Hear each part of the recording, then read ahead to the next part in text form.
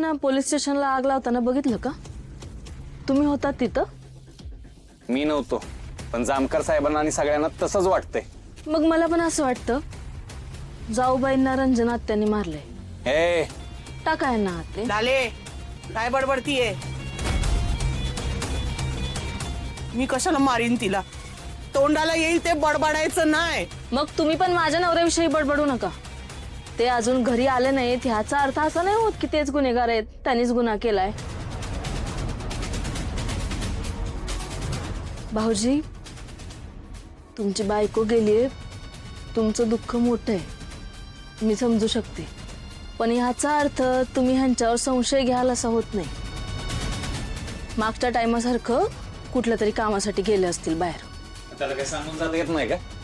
नसेल टाइम मिळाला त्यांना, म्हणून नसेल सांगितलं. आजच डाउनलोड करा आणि तुमच्या आवडत्या मालिकांचा आनंद लुटा.